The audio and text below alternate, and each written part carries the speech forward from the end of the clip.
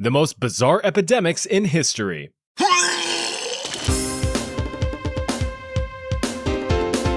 Getting sick sucks, but getting really sick really sucks. A simple cold is like, yeah, whatever, but if you contract something that can invert your teeth and delete your eyes, it's not going to be a simple recovery. There's been quite a few weird diseases throughout history that have caused some rather bizarre symptoms.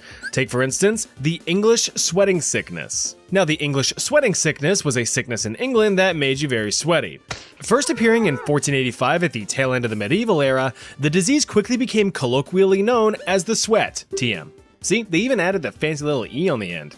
Its origins remain a mystery, with some historians speculating that a group of smelly French mercenaries were the first ones to get down with the sickness. Oh, the disease may have migrated over to England near the conclusion of the brutal War of the Roses, which wiped nearly 100,000 asses from the map. The first known documentation of the disease comes from, ironically enough, French physician fella Thomas Le Forestier in 1485. He was living in London at the time and actually had contracted the disease himself, so being a responsible human, he had committed his experiences to paper, writing about his symptoms so that the knowledge may be studied by others within the medical community. The disease was also well documented in detail by English unphonetic last name having guy John Keys in 1552.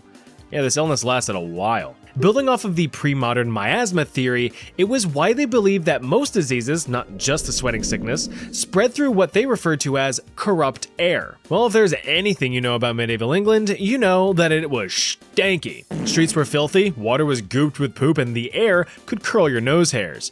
Until the Great Stink of 1858, proper sanitation just really wasn't given much attention. While miasma theory was flat out wrong, some alternate propositions were a bit more off base.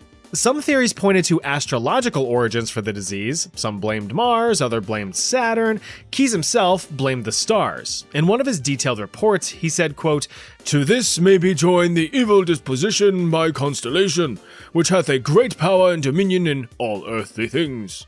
But we of course know that astrology is a bunch of big brown baloney. Now, I firmly trust that you have the critical thinking skills to realize that the English sweating sickness's iconic symptom was impromptu perspiration. I mean, sweat just started flooding out of every pore, with physicians noting the startling and alarming suddenness of it all.